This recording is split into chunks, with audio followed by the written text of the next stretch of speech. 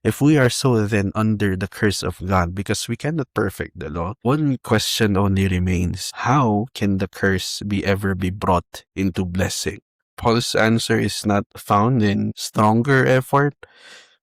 Mas tibayan mo ba ang iyong pananampalataya? No, but only in the redeeming work of Christ who became a curse for us.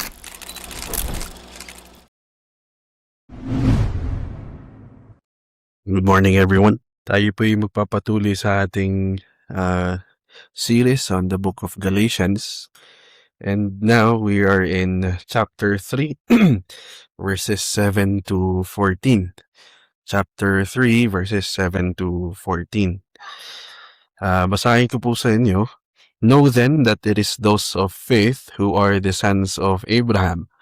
In the scripture, foreseeing that God would justify the Gentiles by faith, preach the gospel beforehand to Abraham, saying, in you shall all the nations be blessed. Okay. So then those who are of faith are blessed along with Abraham, the man of faith. Verse 10, for all who rely on works of the law are under a curse, for it is written, cursed be everyone who does not abide by all things written in the book of the law and do them. Now it is evident that no one is justified before God by the law, for the righteous shall live by faith. But the law is not of faith. Rather, the one who does them shall live by them. Christ redeemed us from the curse of the law by becoming a curse for us. For it is written, cursed is everyone who is hanged on a tree, so that in Christ Jesus the blessing of Abraham might come to the Gentiles, so that we might receive the promised Spirit through faith. Okay. Now, at first glance of this passage, it may seem that that it repeats what we have already considered in the previous Sunday na inaral natin ang verses 1 to 6. And in one case, it does, as Paul is now mentioning Abraham again. Okay, ngunit sa kabila ng ganitong kaisipan ay nais natin tignan ang salita ng Diyos na bagamat parehas o magkalapit ang tema ng mga passage of scripture, ito ay naidadala or ipinagbibigyan ng linaw sa ibang paraan. Ano po? Yet, Paul is still dealing with the same great issue, how sinners are counted righteous before God, and how one becomes a true child of Abraham. Okay? At ito ay hindi walang saysay na pag-uulit.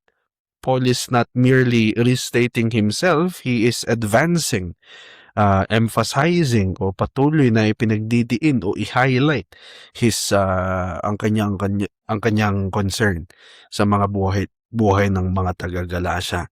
Ano po? So what he already asserted further in our text this morning proves more fully from the Old Testament scriptures, which we will be studying later on. Okay? Now, looking at how another theologian views the book of Galatians, ayon po kay Moises Silva, Galatians chapter 3, particularly our text this morning, verses 7 to 14, is marked by a series of short but weighty theological claims. Ano po? Each grounded in the Word of God. Na kung saan ay naipapakita ang punto ni Silva as Paul rapidly moves through several Old Testament texts, showing that the matter at hand sa mga taga-Galacia, it opposes redemptive history. Hindi lang siya basta-basta na nangyayari sa kanilang hanay. It is something that opposes ang redemptive history na alam natin ay ang Diyos ang nagpalaganap. Ano po? Nakita natin kung nakaraan as he shows that the blessing promised to Abraham belongs to those who are of faith. that the law leaves sinners under a curse, and that Christ alone, um, from that curse, redeems us. Okay, so that blessing might come to the nations. Okay, so while there is an overlap, we have what we have already studied. Hopefully, we would see that the emphasis here is sharper and fuller. Okay, he is showing not only that justification is by faith, but why it must be by faith and not by the law. Okay? At sa biyaya po ng Panginoon ay nawa ating maintindihan, mas higit pang maintindihan ang sa ating pag-aaral this morning. Okay, how the Apostle Paul leads us from Abraham's blessing to the law's curse and finally to Christ's redeeming work.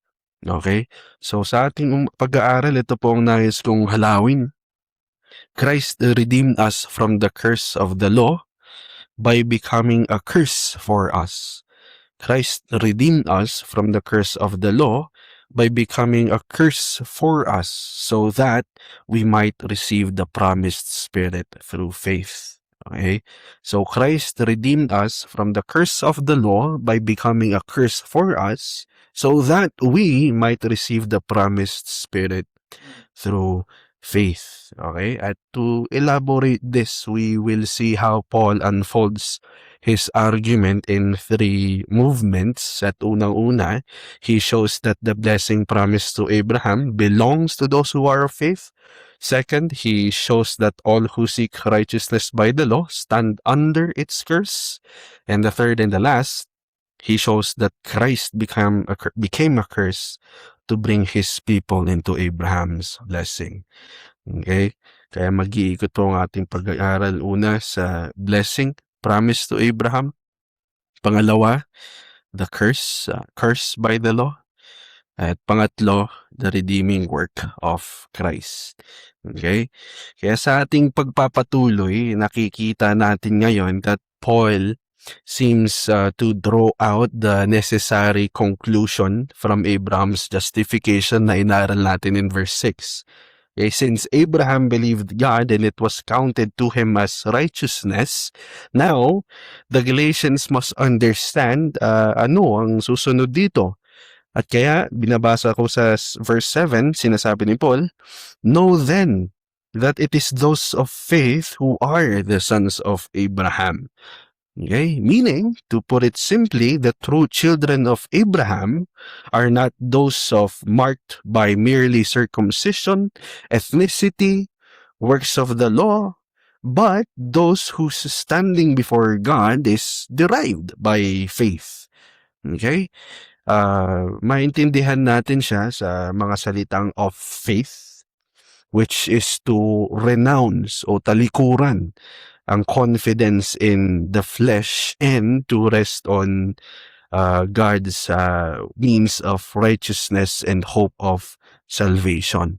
Na gayon din is based upon the promise and mercy of God alone in their context. Ano po? So this is what we mean by the words of faith. Okay? Still, it is not our doing. It is not our choosing. Still, it is based on God. Ay, madalas, faith ay nami-measure sa kung gaano ka-mature, quote-unquote. Ano po? But no, the correction is that this is based on God's mercy alone. Okay? Kaya kung ating muling papansinin, this firmly opposes the heart of the Judaizers' error. Ano po? Again, using this argument, nalaman natin nung nakaraan, ginagamit nila si Abraham para i-emphasize ang belongingness sa pamilya ng Panginoon by works of the law. They claim that the Galatians must become the sons of Abraham by receiving circumcision, placing themselves under the law. Okay? But then, Paul clearly overturns this thought completely. At ang dahilan kung bakit natin ito ay nasasabi, kanyang ipinaglilinaw sa verse 6, Abraham himself was counted righteous before the law was even given. Okay, bago pa man si Abraham, bago pa man dumating ang Mosaic Law na sobrang pinangahawakan ng Judaizers, Abraham was already counted righteous before God. Okay? Therefore, if one would belong to Abraham's family in the saving sense, one must belong as how Abraham did. At ngayon niya ay pinaglilinaw that it is those of faith, those again who rest upon God. Okay? Therefore, it is expected for believers to have no place in the church or in ourselves for boasting in something that we seem to have done. Okay? Hindi po. Ano? Now, as we go forward, Paul strengthens his case or his argument against the Judaizers from scripture itself. Paano natin ito nasasabi? Kanyang sinabi sa verse 8, and the scripture, foreseeing that God would justify the Gentiles by faith, preach the gospel beforehand to Abraham. Ay hindi na po bago sa atin upang sabihin that what the scripture says, God says. Okay? What God announced beforehand to Abraham was nothing less than the gospel. Kaya sinasabi, in you shall all the nations be blessed. Okay? So as we observe the text, kahit ang mga hentil, hindi dahil nagkaroon ng bagong pananaw ang Panginoon, kaya sila ay iniligtas. Okay? Ay, hindi po. The inclusion of the Gentiles was not an afterthought in redemptive history, nor a departure from Abrahamic covenant. It was already embedded in the promise from the beginning. Okay, the nations would be blessed, and they would be blessed in the same way Abraham was blessed. Not by works, but then again, by resting upon God. Okay? So moving forward in verse 9, so then, those who are of faith are blessed along with Abraham, the man of faith. Okay, again, Abraham, the man of faith, not Abraham as circumcised, not Abraham as ethnically Hebrew, not Abraham as adorned with personal excellence, but Abraham as the believing one. Okay? Ang pagpapala ay napapabilang sa mga umaasa at naniniwala sa Diyos lamang.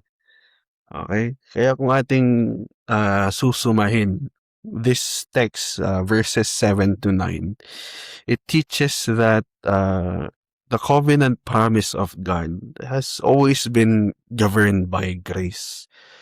Okay? Not fleshly privilege. Okay? Atin pong natandaan that in the sacrifices that were required of them, it was not in itself a means for them to be righteous before God. It was them to be pointed in the coming Messiah, which is the Lord Jesus Christ. Okay? At ganun na lamang how Judaizers miss the glory of Christ. You know? They missed what is what we say greater glory as opposed to their own. Okay?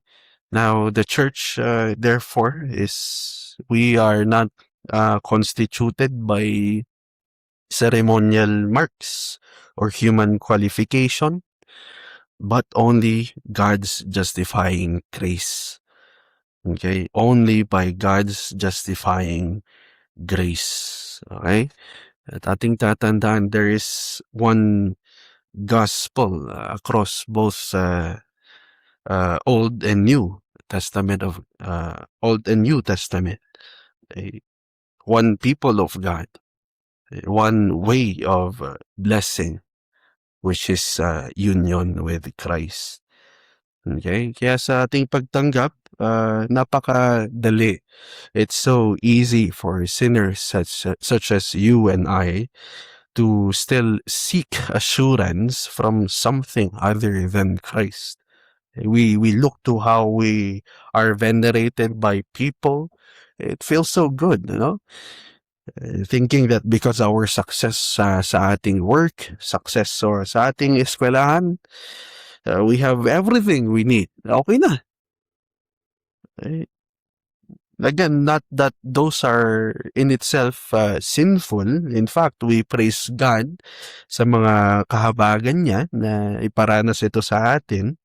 But to be obsessed, to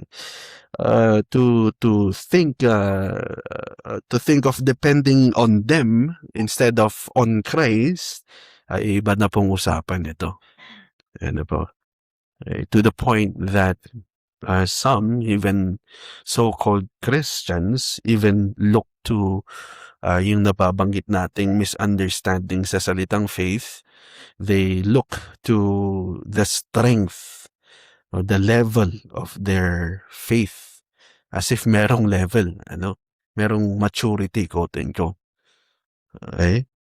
Yet, as opposed to these folly, we hear the good news for weary sinners. Okay? We realize whatever it is, our righteousness, it is not found in ourselves, but only in Christ crucified and risen. Now, if the blessing of Abraham belongs to those who are of faith, then what becomes of all who seek the blessing in another way? Being in Christ sa ibang paraan. Okay, so Paul answers by turning from the promise given to Abraham to the curse pronounced by the law. Okay, so now we're in Galatians 3, verses 10 to 12, curse by the law. Okay, sa pagpapatuloy ng ating pagsusuri, Paul now turns from the blessing promised to those who are of faith to the dreadful condition o malubhang resulta of those who seek righteousness by the law. At upang mabigyan ng kalinawan sa pamamagitan ng pagkukumpara, if in verses 7 to 9, it declares who are blessed with Abraham, verses 10 to 12, it now declares who stand under God's judgment. Okay, ito po ang sinasabi nating malubhang resulta. Who stand under God's judgment. Okay, so on the other side of how we want to compare it, we come to see that the contrast is sharp, it is clear, and it is unavoidable. Okay, so if I read verse 10, kanyang sinasabi, for all who rely on works of the law are under a curse. Okay? Dito ay hindi lamang pinapatungkulan ni Pablo ang mga Hudyo, ngunit he speaks of all, Jews and Gentile, who rest their acceptance before God on obedience to the law. Okay? Now, in the matter of justification, alam nating law and faith are contradictory principles. Ano po? At malaman natin ngayong araw that the phrase, what the phrase of faith means. Okay? One that depends on God. One that depends on God as opposed to the law where one depends on works. Okay? So, one that depends on God as opposed to the law where one depends on works of obedience. Okay, so kung sa pagkukumpara na ating binabanggit, malinaw po ang pagkakaiba. It's distinct from each other. Okay, so gayon na lamang that we understand if we look through a illustration of a fountain. Sa isang fountain, it does not yield or spring out two different waters. Ano po? In one fountain, it only springs out one. Okay? Which is in our study either blessing or curse. Okay? So if one seeks blessing by the law, it must also mean that he must take the law in its own terms. Okay? At nais natin itong bigyan pa ng diin, lalo na that those terms or those requirements are quite terrifying. Ano po? Kung babasahin natin patuloy, ang sinasabi sa verse 10, "Cursed be everyone who does not abide by all things written in the book of the law and do them. Cursed be everyone who does not abide by all things written in the book of the law and do them." Ngayon kung atin pong papansinin, by the way, this is Paul is citing from Deuteronomy chapter 22. Ito yung sinasabi natin kanina na ngayon ay binibigyan ng patunay ni Pablo ang kanyang mga itinuturo sa pamamagitan ng mga naisulat na sa Old Testament. Ano po? Now, again, this citation from Deuteronomy, as we look into it, it does not soften the law's demands. Ano po? It rather intensifies them. Okay? Nais iparating ni Pablo that the law requires not partial obedience or merely a sincere effort, but continuance or consistency. Walang pagtitigil. Dapat tuloy-tuloy, hindi lang sa isa, kundi in all things written in it. Okay? So dapat total obedience. If one would be justified by the law, he must fulfill everything the law commands. Okay? This is why all who rely on works of the law are under a curse. Okay? Not because the law is evil, but because sinners are unable to perfect ang pagsunod sa works of the law. Okay? This is what we pertain to as the fatal flaw. Kung tawagin ng mga ibang commentaries, the fatal flaw in all legal righteousness. It's like saying you've never lied for even once in your life. Para mo na rin sinabi na hindi ka nagsinungaling ni minsan sa iyong buhay. It's inconsistent. It's ironic. The same with doing the law. We cannot perfect it. Okay? The curse then is not accidental to those who rely on law for justification. Ano po? In other words, it is inseparable from this path na kung tignan ng mga mananampalataya. Okay? Gayon na lamang kapag ang isang makasalanan ay nagtitiwala sa kanyang pagsunod o sa kanyang acts of obedience, they do not find life. They only find condemnation, curse, judgment under God. Okay? And so, keeping the law, simply, we cannot keep it. Keeping the law is simply we cannot keep it. Okay? Now, Paul adds a second proof sa kanyang pag-oppose sa law dito sa verse 11. Excuse me. Now it is evident that no one is justified before God by the law, for the righteous shall live by faith. Okay? Sa aking pagbabasa ay ngayon ko lang po napagtanto ang mas higit pang pag-uunawa sa mga salitang live by faith. Ano po? Here, Paul is not speaking merely of surviving earthly hardship. Okay? Kung paano natin siya madalas na marinig. Katulad na lamang sa kung aking mabahagi aking mga karanasan, noong ako pa ay nasa seminary, where sometimes I get to encounter fellow students na walang pangbayad ng tuition. Ano po? And when we before the exams, because kailangan magbayad ka na, whenever we talk about this, how we will deal with this problem, often I would hear them saying, live by faith. Okay? Instead of actually applying for offered scholarship na marami naman sa school. Okay? In fact, we have other ways that could have been a means for God to supply their need. So rather the words live by faith came to me as somehow being lazy. Okay? Perhaps one thing even funnier is how so-called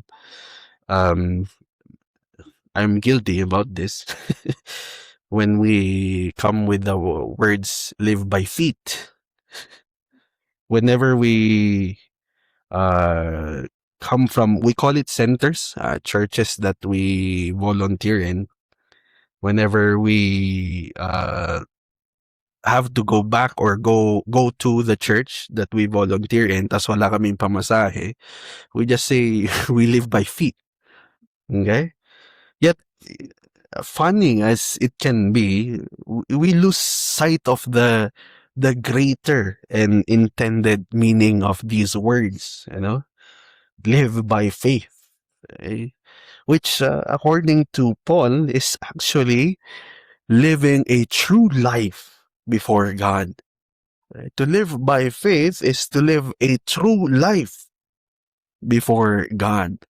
And this true life, it is defined as a life that is bound in justification, bound in a life that is of a Christ-redeemed salvation.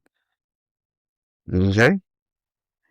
So if this is what we hear from Scripture, and this is what in itself it teaches, therefore, when the righteous live by faith through this lens, the law cannot be the means by which sinners are justified. Okay, so by understanding what it really means to live by faith, we understand that the Scripture further exemplifies ang walang bisa na mga gawa o pagsunod natin. To look at it as a whole,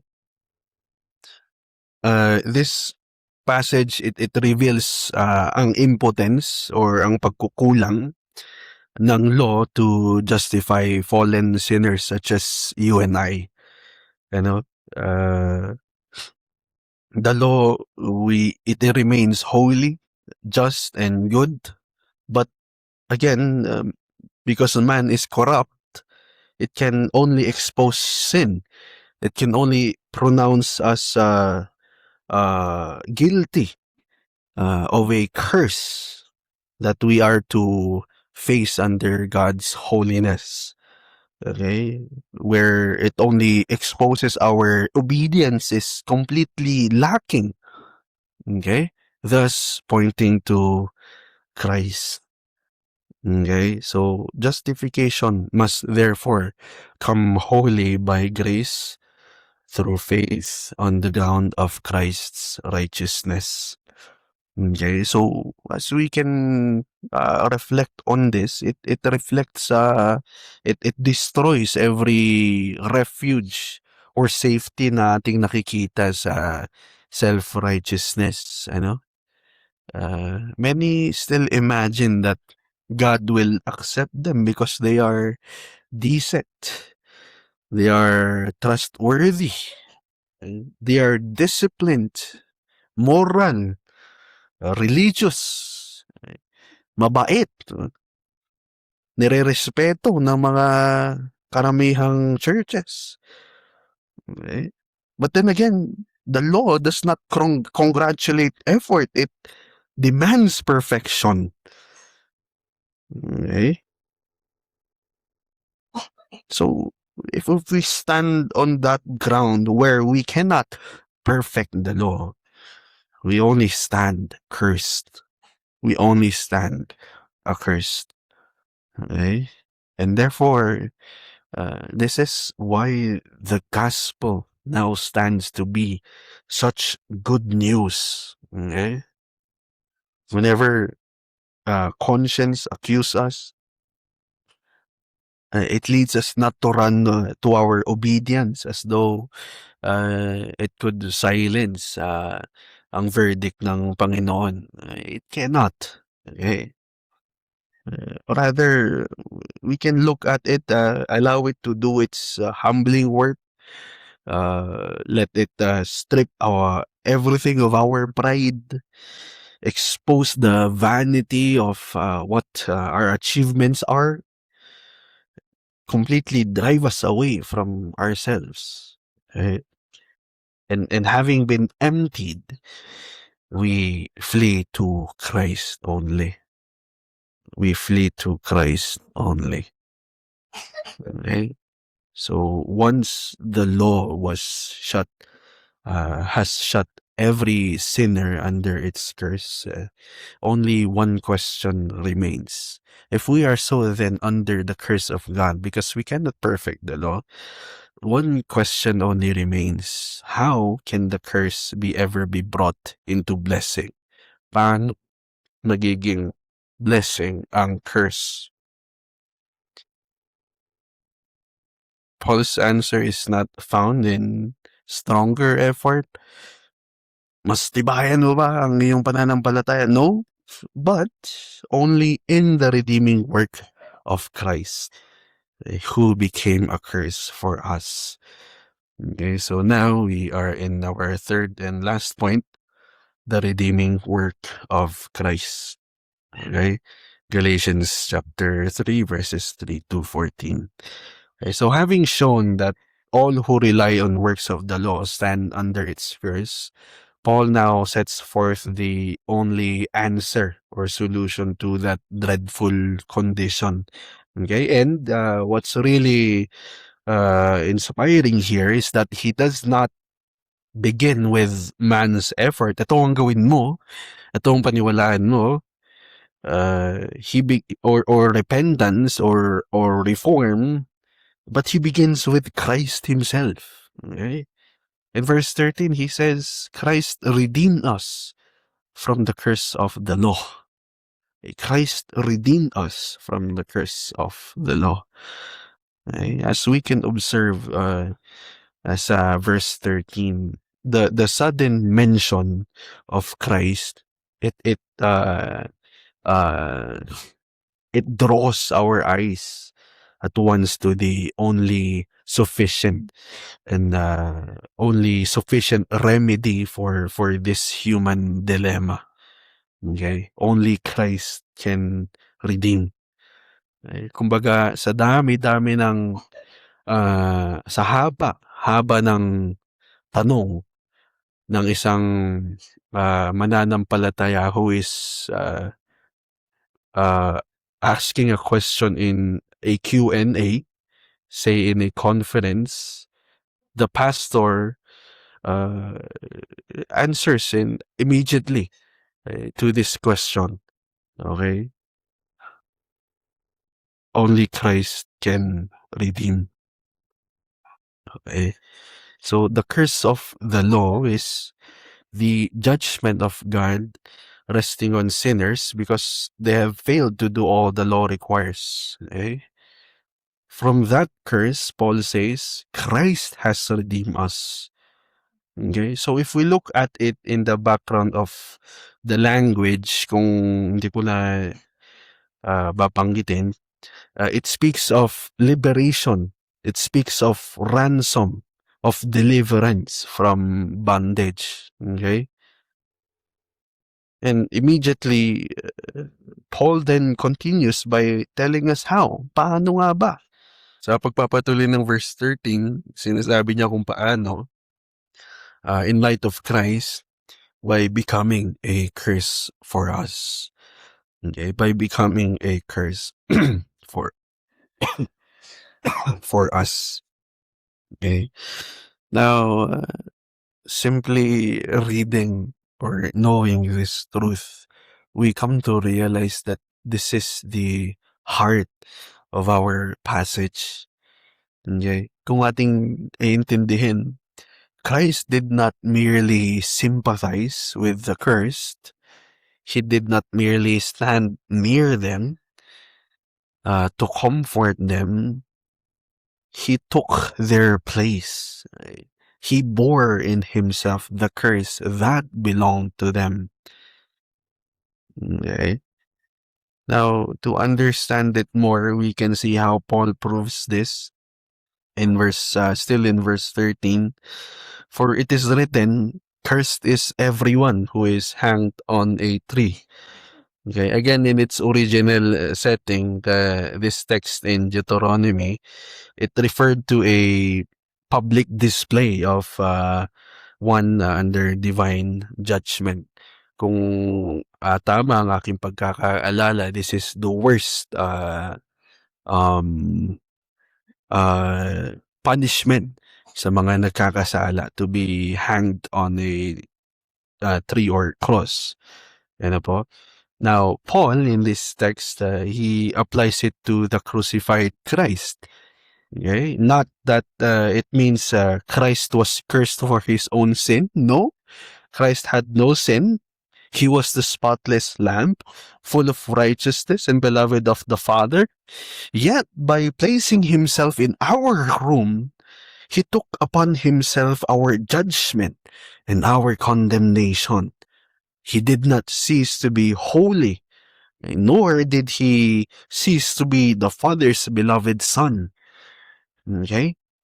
But as our substitute, he endured the wrath that was due supposedly to us vile sinners. Okay? So that the curse might be transferred from us to Christ. Okay? And if you look at Paul's word, he was not only cursed. Strongly with that words, he became curse for us. He was not only cursed, he became a curse for us. Okay? We are wrong to think na dito na siya nagtatapos. Ano po? We come to realize in verse 14, all this was unto a glorious end. Okay. Reading verse 14, so that in Christ Jesus the blessing of Abraham might come to the Gentiles. Okay. Now, it's even clearer that the promise given beforehand to Abraham comes to a fulfillment. Okay? Again, not through circumcision, not through the Torah, but only in Christ Jesus. Okay? We can say the Gentiles are brought into Abraham's blessing by union with Christ, not by identification with Israel according to the flesh. All of us must have been already wearing I forgot the word, but the name, something that seems to be a bonnet. Kung tayo ay required na maging parte ng Israel bago tayo maging parte ng pamilya ng Panginoon, matatangos ang ilong no. We do not follow their practices. Okay. Now, perhaps another of what Paul ay nais niyang idagdag, still in verse 14, so that we might receive the promised Spirit through faith. Okay? This returns us to the burden of chapter 3, which we studied last Sunday. The Galatians had already received the Spirit, and so that reception, it proved that they belong to God's people. Okay? The Spirit is the blessing of the new covenant purchased by Christ's blood. Okay? So the same cross that removes sin and guilt, hindi lang siya nagtatapos dyan. It is also the same cross that secures the gift. Okay? Thus, those who believe are not only forgiven, but also brought into the living enjoyment of God's promise by the Holy Spirit. Okay? And we can understand it with the word saint in itself. Okay? Pagkakaintindi natin sa saint, ito yung mga kinanon ng mga tao na ngayon ay sila Saint Pedro. Hindi yung manok. But this was a misunderstanding, a misuse of the word saint. The word saint in the Bible, it pertains to God setting apart His people for Himself. Okay? So, ganun din sa cross. We are not just forgiven, but also we are set apart for God Himself. Okay? So, having said all of this, it reminds us, it teaches us that this passage stands at the center ng doctrine of justification. Makikita ninyo ay palagi nating nababanggit.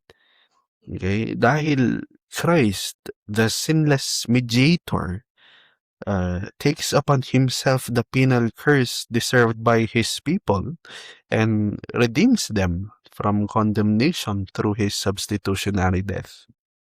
Okay? At bilang paglilinaw,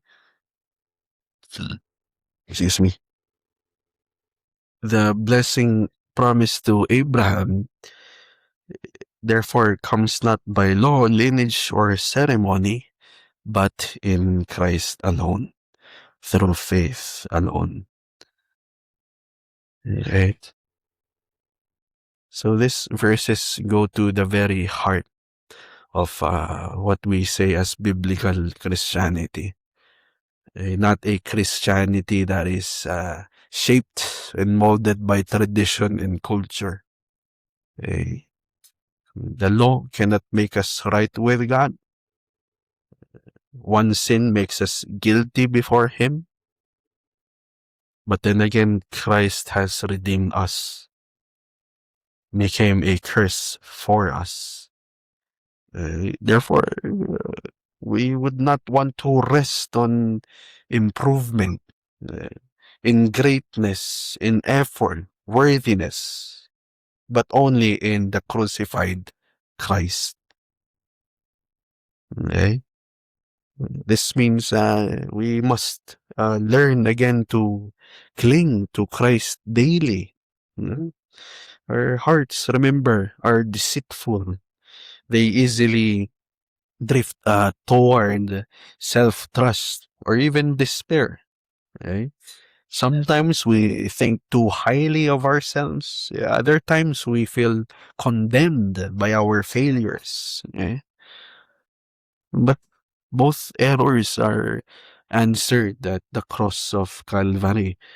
The cross destroys pride because it tells us our sin was so great that the Son of God had to bear the curse. And the cross destroys despair because, on the other hand, it also tells us His sacrifice is sufficient for every sin of those who believe in Him. Okay? Therefore, when Satan accuses, when conscience trembles, when our own hearts feel crushed, let's not look into something that we can do. Look to Christ crucified. Okay? Only in Him the curse is removed. Only in Him blessing is given. Only in Him the Spirit is received.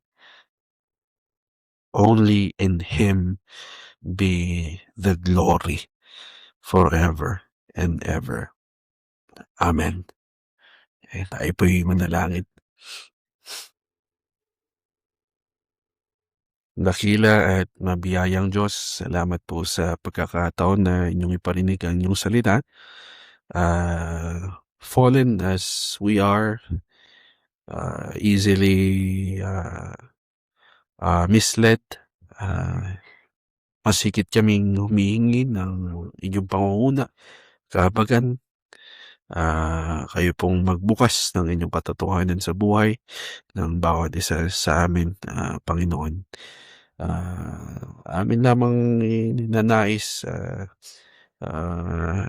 mabuhay ng totoo sa inyong harapan, and which is when we say true, Lord, standing or living in light of the truth of your word, of what you require us to be as those who are of faith, as those who have you chosen to be in your family, O Lord.